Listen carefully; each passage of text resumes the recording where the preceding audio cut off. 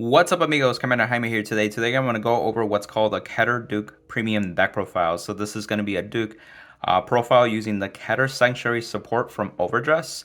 And I'm going to go a little bit over the winning image, talk about some of the card choices, and show some go-to plays after that, and we'll be wrapping it up. And so let's get right into it. Also, I've become an official Metafy coach for Cardfight Vanguard, and so if you ever want to get one-on-one time with me to help your skill level, go ahead and book a session with me. I can help with premium format, standard, or even clans like Aquaforce and many others, and even YouTube as well. I just want to help fellow amigos and make an impact within the community itself. If you have any questions, feel free to shoot me a message too. You can use the link down below in the description to book your session as well. And so this is more of a fun type of deck profile, so it's more casual. But really the essence of this is taking advantage of Spectral Duke Dragon's kind of like winning image of just retiring your rear guards and restanding, so you're having multiple Vanguard attacks. And what's really complementary is the new strat that we got, Idvarious, if that's how you pronounce it. And so regardless if you're on grade 3 and your opponent's at grade 2 or less, you can still restand by retiring rear guards. If you're in the stride game, you can restand with her. And then with the new Spectral Duke Dragon reverse that we got a bit ago, you're able to restand again once more after the Vanguard attack. So you could potentially have 3 Vanguard attacks in one turn, which is really cool. And we're going to take advantage of Accel 1 in this deck as well. And you may have seen from my community post that I like be aware of this card. This is where this card actually fits into this deck profile. So I'm going to talk about the Keter Engine a little bit on what it does, and essentially it's your restanding Vanguards. You have rear guards that are making numbers, especially with the Accel 1, and you're just hitting hard as much as you can with all that pressure too. So that's really what the deck is wanting to accomplish. So starting off with the Duke Engine itself, or the ride chain, we're playing the original starter because it has a similar skill as the grade 1 when it's placed on Vanguard. So if you place on both of them, you essentially are able to check for the top 7 for a copy of the grade 2 Vordomir or the grade 3 Spectral Duke. And so this is able to potentially you +2 with the key pieces that you want to ride up. And so that's why I'm playing the original starter. If you misride, you just have a rear guard that you can retire later with Spectral Duke, so it's no harm in that. And then the other skill is that when this is retired, you can put this into your soul and actually give your Vanguard +5k. And it has to be by your card's ability too, so that's why the synergy is right there to make your second Vanguard attack a lot bigger. Once you ride up to grade 2, you have the grade 2 Vordomir, and so if you have the grade 1 Insult, it actually gets continuous +1k as Vanguard or rear guard circle, so you have a 10k base Vanguard potentially, so it helps against like early aggro decks, especially against some of those ride down decks too. Like just being on a 10k base actually helps a lot. Other than that, it actually makes some magic numbers because we do play some 13k boosters, so 13 plus 10 makes 23, and then if you have like the stride in play, the stride also gives +5k to each of those units called that turn, so you could potentially have like 33k columns, this with a booster, and it just the synergy is there. And its 2 other abilities are also essential. The second one is retired. When it's retired by a card's ability, you can put this into your soul and countercharge 1. So in a way, this is really your countercharge engine, and it's really just refunding the Spectral Duke costs because there's nothing else in our deck that really retires other rear guards. So that's really what it's there for, and you could potentially retire a lot of these at once to countercharge even more, so that way you can actually massively countercharge, and then the next turn you can do some power plays if you want to. And the last ability is probably the most important, and the whole reason that you want to go up to the right chain is that when the grade 3 Spectral Duke is actually wrote onto it, you can check the top 5 and actually call up to 2 cards and shuffle your deck. That automatically turns on Unite. So that way, if you need to go into Spirit Dragon and the Stride as well, you have access to that. But it gives you bodies to work with, so that way Spectral Duke, again, can retire those. And if you're playing Accel 1, you really don't lose out too much on that as well. And for the grade 3s with the Duke and the Dupes, I don't know why they changed the name, but it is what it is. 4 Dukes and 3 Dupes. And so with Spectral Duke Dragon, you want to write it, and so having maximum copies increases the consistency of searching. You can rewrite it to generate Accel circles, and it's just, again, with its ability on Vanguard Circle, if you have the grade 2, it gets continuous +1k, so it becomes a 13k base Vanguard. Again, that helps out with a little bit of defense in that sense. And if your opponent's Vanguard's grade 3 or greater, it gets additional crit, so you have that crit pressure, especially if you decide not to stride, or maybe you can't stride but still have a field to work with, you can still do a restanding turn and have that crit pressure too, which is really nice. The second skill is that when at the end of the battle, that's where you can counterblast, retire 3, stand in, it gets minus drive 1. But if you have 4 more damage, this gets additional drive instead of the -1. So If your opponent's a grade 2, you go from twin drive to one drive. If your opponent's a grade 3, this goes to twin drive to triple drive. So it actually makes it a lot more worth it in the long game once you have a high enough damage. Or if your opponent just decides you to push you really hard, then you have 4 damage, you have like the extra drive. So I would imagine your opponent would be smarter than that, but it is what it is. And then Dupe, like I said, it's the one that's able to give you another Vanguard attack, and that's the hand skill. So at the end of the battle, your Vanguard attack, and you have 5 or more damage, you can counterblast 2, lock 3 rearguards, and then ride this as stand, and it loses the auto ability. So you can't use the other auto abilities that it has. And this is really give you just another attack with twin drive just to work with. So it's pretty cool actually. And the continuous skill, this one actually still works and applicable, is that if you have this one in soul, then this also becomes 13k base. And then if your opponent's grade 3 or greater, you also get the additional crit. So you still have that crit pressure, even if you're like swing, and then ride this, and now you have another crit pressure. So you can really take advantage of that, and it's just very deadly. Do keep in mind that you need to retire 3 and need to lock 3. So you're going to have 6 rearguards. So this is possible with one Accel circle, but you're locking everything else, and then your last attack would be the Vanguard with no rearguard to stack triggers. So you may want to wait for the second Accel circle, so that way you still have 1 rearguard remaining where you can stack the remaining triggers onto it and just keep making that rearguard bigger and bigger. So now onto the Keter Engine. It's not a lot of cards, but I think it's essential. With this type of set of cards that we have, it's almost like a mini engine in a sense. And so when it comes to like numbers, cards like Knight of Desolation, Fiona and Ola, if that's how you pronounce it, when there are no other units in the same column as this unit gets additional 10k. So what happens is that you can generate an Accel circle and just place it on there, and it automatically just becomes plus 10k. And the Accel one is another plus 10k, so automatically this card will always be 28k by itself on the Accel one. And if you're on the strat, it'll get an additional plus 5 if it was called that turn, making it 33.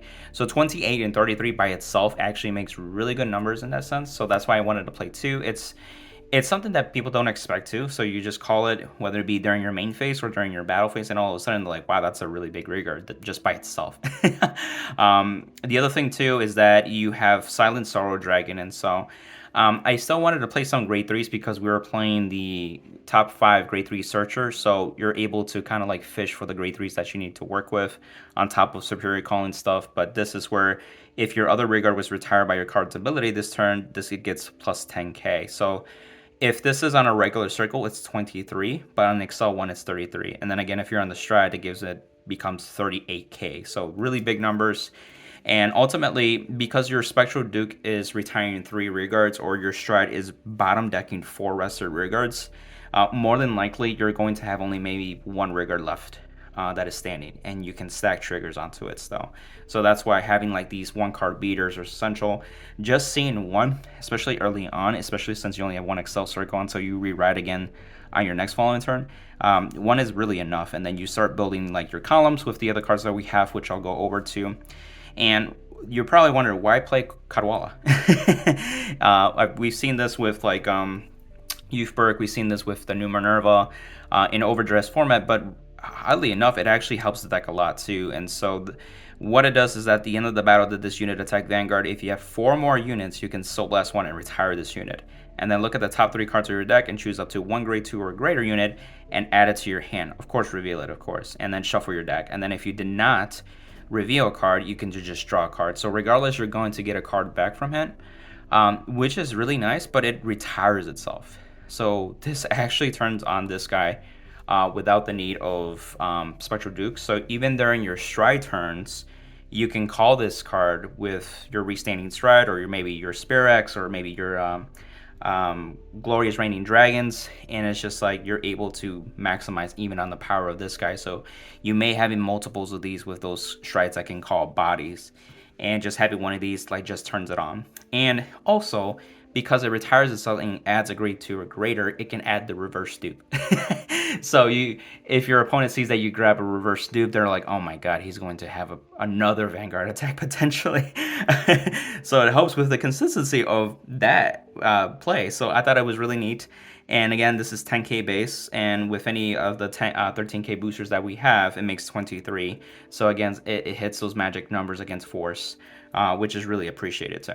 And so on to the rest of the Gold Paladin engine. So I am playing the Kahiden Hoel engine, and you can play with the Balmains and Gareth engine too.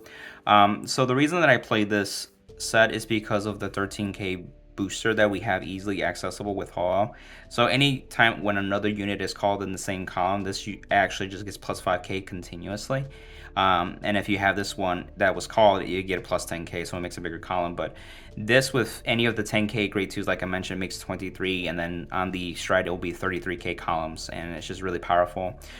During your Spectral Duke turns where you're retiring stuff, this is perfect where Kahiden can get you, cards to set up on the board while also drawing a card if you have already a Hoel, and so you can actually just boost this column, and then the booster behind your Vanguard, you can retire now this column and then your booster, and you can still work with whatever you call with Kahiden or your other setup that you may have called from hand. And what's really it's solid is a 27k column, especially if it's the first attack. If they're, without the exception of being a Forest Vanguard, you're demanding more than 15k shield, but against Forest Vanguards, that's the only drawback about this. You can change it up to the Balmains and Gareth, like I mentioned. Balmains is, a free superior call by discarding, so if you feel like that might be more worth it, because Kahiden is a counterblast, so that might be more restricting.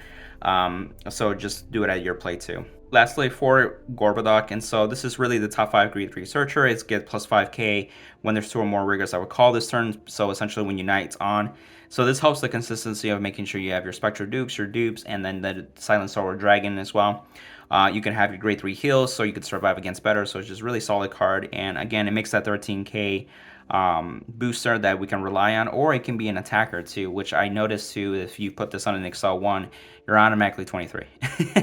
And if you're on the stride, that makes it a 28k, which demands more than 15k shield.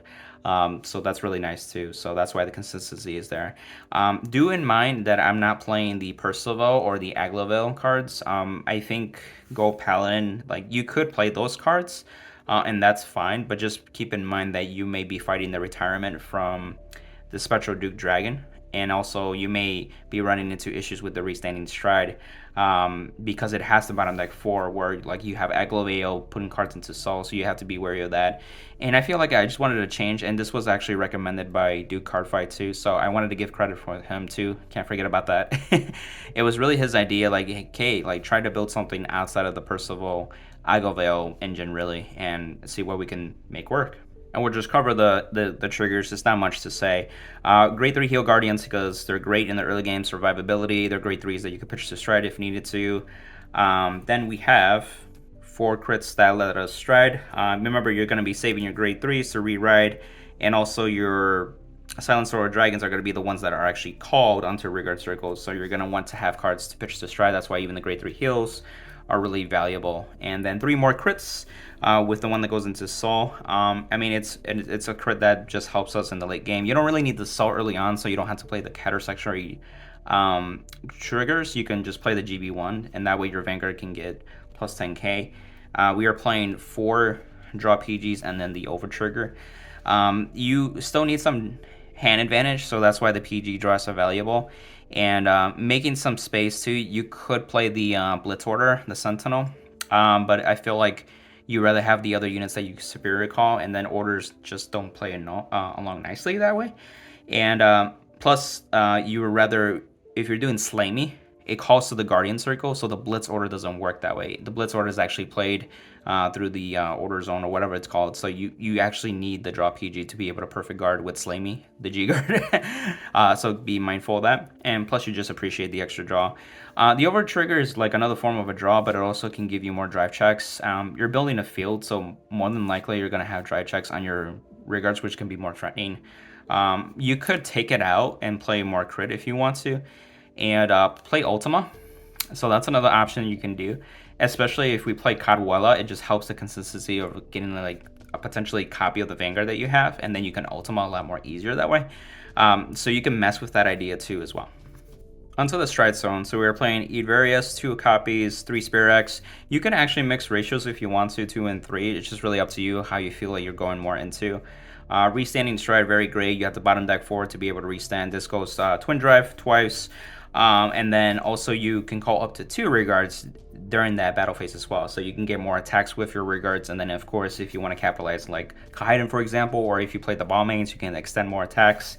You could also play the grade 2 Accel card if you want to change that up. So it's just a really powerful card for not only restanding your Vanguard, but also continuing more rear guard attacks too. And then each called rear guard gets an initial plus 5k. All of your rear guards placed by the ability that gets plus 5k is just really strong. Making those numbers. And then we have Spear X. If your opponent's at grade 2 and you make it to grade 3 before them, then you can just stride on them. Still, that is still a thing. And then obviously with Unite, it's a lot easier with Spectral Duke, because if you ride onto the grade 2, boom, you are automatically Unite, and you could just go straight into it and then use Soul Blast 1, call more cards, so you build a field for free without really discarding anything. And going into Accel 1 just makes you a little more aggressive too. So it's just really good synergy. Worst case scenario, you can just write it into later on. And if you have retired yourself, or you bottom deck enough cards and they retire the rest of your board, you may have to rebuild your board with a third Spear X or a second Spear X. So it's just really what you have available at the moment. Onto the remaining strides, we're playing 2 Gargilla Helios, 2 Glory and Reigning Dragon, and then the 1 Brumbrant Dragon. And so it's just nice having Helios just in case. Most of the time it really doesn't come up. It's a guard restriction, but it's also a quad check, so you can get quad check when you have Unite. You could do this as first stride if the damage deny you, so you could just have extra quad check, but you can go into Spear X and build a field, so more than likely you're going into Spear X anyway. The GB3 is the guard restriction when you know they have a grade 1 or greater PG essentially, but most of the decks now still have the PG draws, which are grade 0s, and then now the Blitz Order is a thing too, which gets around the Guardian Circle restrictions in general. So Helios might be honestly just taken out for other stuff too. And Glorious Reigning Dragon is so important because when it attacks, you can bottom deck 2 and check the top 7 cards and then call a card per face-up card in the G zone. And then if you call 3 or more, you can countercharge and soul charge. So this refunds itself once you get to the 3 or more, but it extends more attacks. And so especially if you have like a very small hand, but you need to apply pressure still, especially if your opponent's at 5 damage, you can plop down your 2 cards from hand, and then boom, boom, with the Accel 1 circles, and then this can actually bottom deck and then call a new field. And potentially from the Kaiden or some other cards that you have, you can still kind of call more cards. So it's just really dependent on that, but it's a really solid stride to still have. And then as long as you have those 2 cards that you can call, you can activate Unite, so that way its ability is still there. And the Brumbrant Dragon is just another free stride. If you need the crit pressure, if you need to bounce a little more too, this is good against the Gridora matchup. So like Mega Call in general, you can't superior call stuff from deck. So this stride and also the restanding stride are really your pressure cards. So that's where I can see maybe reducing Spear X to 2 and then increasing the stride that restands to 3. And this is another stride that you're able to still call cards from the hand and still get the benefits of that too and bounce back. And it has crit pressure too on top of that too. And then you can also, if you're at 5 or more damage, you can lock 3, restand with the Spectral Dupe, and then have a second Vanguard attack that way. And if you have the Spectral Duke in Heart, that Vanguard also has a crit too. So you can really play around with that synergy as well. Onto the G-Guard, so we're playing 2 Slamey and 2 Sanctified Dragons. Slamey still, bottom deck something and check the top 5. You can call up to 2 cards with different grades and call them to Guardian Circle. This is where you could potentially call PG and be able to perfect guard that way, or just have a solid shield. And it returns key units that you want to reuse too. So like, the grade 2s or grade 3s, you want to bottom deck. Maybe your grade 1s too as well. So that just helps recycle things too. The Sanctified Dragon is a nice card that essentially you can actually guard with this Soul Blast 1 and look up to the two cards, and then you can call them to regard, or Guardian Circle I should say, and you can discard the rest. So regardless, you're losing those 2 cards to either guard with them or discard them. But if you called 1 or more grade 1 or greater cards, then you draw a card. So this can help draw an extra card, depending on the matchup. If it's like multi-attack and you just need extra cards in hand to be able to guard multiple attacks, so this can come up. So that's nice. And it's also not dependent on rear guards too, so you can just do it whenever. And then lastly, the 2 other ones that we have is the Rhea. If you have 2 or more rear guards in general, you can get plus 5k. Very easy. It's just one of those things, like if you don't want to use a resource, this is your free G-Guard, that's 20k. You have Elise over here, is the GB1, you can kind of bless, flip something that's a G-Guardian, and then of course you can look at the top 2, call 1 card, and then it gets the ability in the Guardian Circle that if it did not hit, you may place that unit in, or you may move that unit to the rearguard circle, and then put a card, and put the other card into the bottom of the deck, essentially. So essentially, you're able to guard with it, gets the shield value, but it also gives you a rear guard to work with potentially the next turn. Or if you have a grade 2 intercept, you can also just use that to intercept the next attack. So you get double the benefit in that sense. So I just want to show a simple play. So let's say you ride to grade 3 while your opponent's still grade 2. You can superior call 2 units from the top 5. You can, let's say, call a column or these 2, and then you build the field this way. And you can have a booster instead, but this just helps promote more attacks. And if they keep you at 1 damage, you can't Spear X, so you might as well kind of be aggressive if you want to. So this can attack for 10k, then this will attack 10k plus the 13 will make 23. So that also makes a good number if they hit a trigger. And then your Vanguard can attack, it'll be just 12, or actually 13. And then you do your Twin Drive, at the end of the battle, you can Counter Blast 1, retire your 3 rear guards, and then restand, and a minus drive check. Now in this case, I do have these 2 grade 2, so they'll go into Soul, and then counter charge 1. So that way you're able to get your resource, and then you can keep attacking with another drive check, and you keep stacking any triggers onto this card. And since you're retired, it also enables this card. And so this is 33 at a minimum, and then if you have any triggers, it could be 43, 53, or 63. And if you get the over trigger, it's also Twin Drive, so it has more pressure. And so until your stride turns, it could be a very similar play. And I just would recommend you have enough rearguards to be able to like bottom deck 4 and still have like a solid stacking of triggers.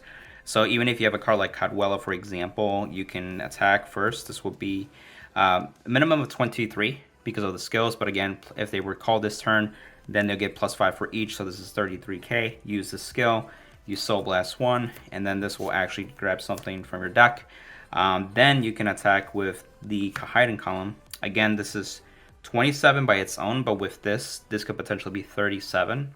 And then on attack, you bottom deck your rested, so you could bottom deck. You'll lose the boost, but it's still what it is.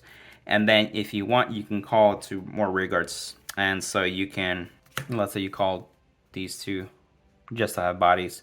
And again, they get +5 as well. And then because you use Cadwella, these are enabled as well. And so you can do your Twin Drive, it'll restand, of course.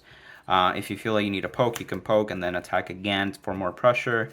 Keep attacking and attacking, and so you can see that was 1, 2, 3, 4, 5, 6, 7 attacks just by doing first stride. Of course, you're kind of blessed with this cost. If you don't have this, you can also call the Fionnuala, just like I said right here. This is 28 plus the 5 makes it 33 count, 33. Otherwise, this will be 38. So just depending on the numbers that you're trying to make. And lastly, just to show a Spectral Duke turn as well, you can fill up your field. I would recommend this at 2 Accel circles. You'll be at 5 damage, and so you can do simple, straightforward attacks this way, and then attack this way. And then this is where you do your Twin Drive. At the end of the battle, you kind of lost 1. Retire these, and then restand. And if they have any skills, such as like the grade 2, they can go into Soul. This can help you also countercharge, so you can use the Counter Blast for the following dupe. And then remember, you got to lock 3, so you might as well take advantage of the rearguards that you have with. So you can attack with this column, then the Fiona, and then this will attack for triple drive because you were 4 damage or more. And at the end of the battle, this comes about. This will generate a 3rd Accel circle technically.